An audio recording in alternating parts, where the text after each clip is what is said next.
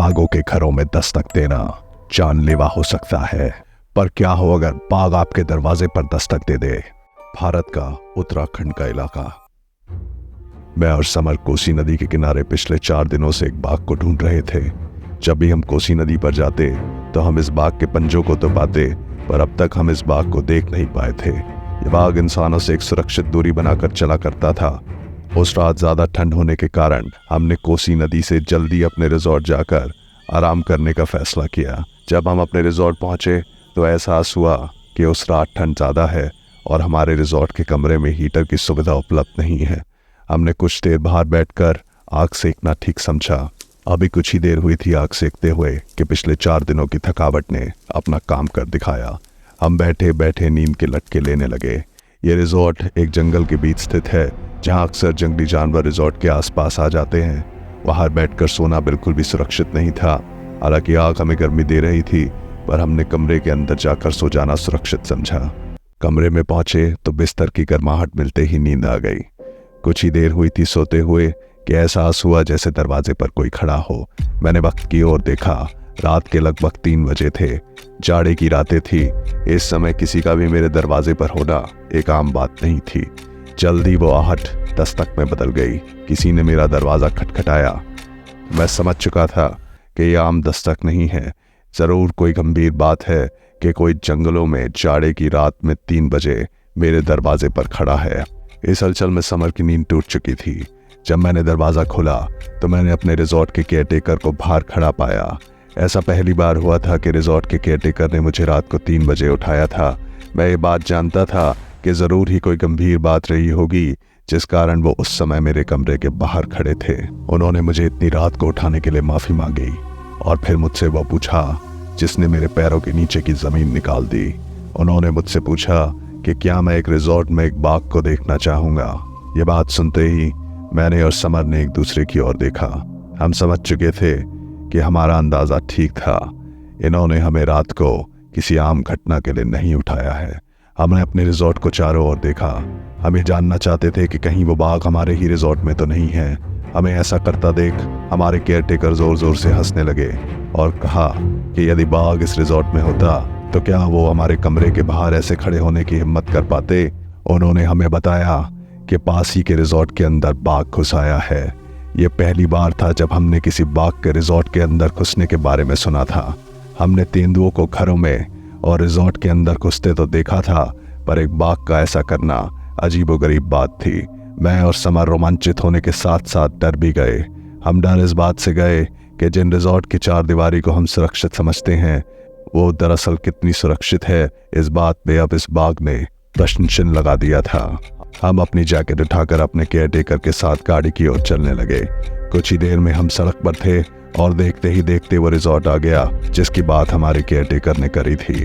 यह रिजॉर्ट कोसी नदी के पास बसा था। मैं उस दृश्य को देखने के लिए उत्साहित था जो मुझे कुछ देर पहले हमारे रिजॉर्ट के केयरटेकर ने बताया था। मैं उस बाघ को उस रिजॉर्ट के अंदर देखना चाहता था। यह पहली बार था जब मैं एक बाघ को एक रिजॉर्ट के अंदर देखने वाला था। उस रिजॉर्ट का बड़ा सा गेट और उस गेट के पीछे बाघ, इस बात ने मुझे उत्साह से भर दिया था। रात के लगभग 3:30 बजे थे। एक बाघ उस दरवाजे के पीछे बैठा था, पर अब सवाल ये था कि उस दरवाजे को कौन खोलेगा जो अब उस बाघ और हमारे बीच में था। इससे पहले कि मैं कुछ समझ पाता, समर गाड़ी से उतरी और उसने उस दरवाजे को खोल दिया।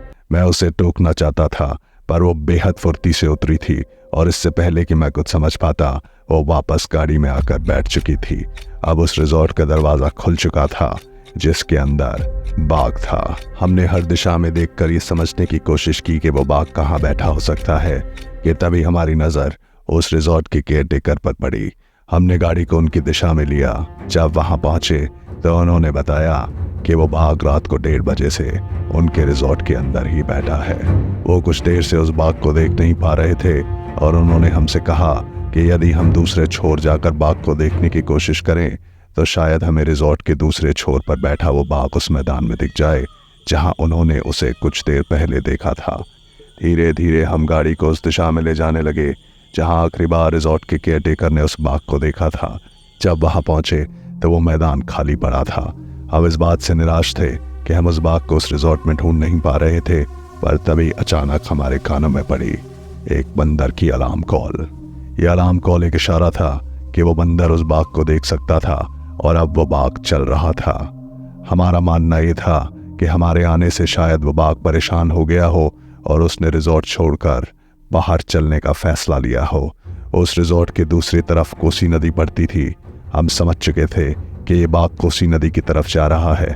हम उस बाघ को देखना चाहते थे और इसी लालसा में हम अचानक ही उस रिजॉर्ट से निकले और कोसी नदी की ओर चलने लगे। हम कुछ ही दूर आगे बढ़े थे कि तभी अचानक कोसी के पास से हमें कुछ कुत्तों के भौंकने की आवाज़ आने लगी। हम समझ चुके थे कि इन कुत्तों ने बाघ को देख लिया है। हम जानते थे कि हमें किस दिशा में जाना है और हमने उसी दिशा में गाड़ी चलाना शुरू किया। जब हम कोसी नदी के पास पहुंचे तो हमें रिजॉर्ट की ही तरह कोसी का मैदान भी खाली पाया और एक बार फिर हम निराशा से घिर गए कि हम उस बाघ को देख नहीं पाए थे जो बहुत देर से एक रिजॉर्ट के अंदर बैठा था। हमने गाड़ी वापस मोड़कर अपने रिजॉर्ट जाने का फैसला किया। हमने गाड़ी मोड़ी ही थी कि हमारे रिजॉर्ट के केयरटेकर उत्साह से जैसे उछल पड़े। उनकी नज़र बाघ पर पड़ गई थी जो अब हमारे सीधे हाथ की तरफ से हमारी ही ओर चलता हुआ आ रहा था। उन्होंने हमारा ध्यान उस बाघ की ओर खींचा। वो एक बेहद विशाल और खूबसूरत बाघ था। उस बाघ को देखकर हम बेहद खुश हो गए।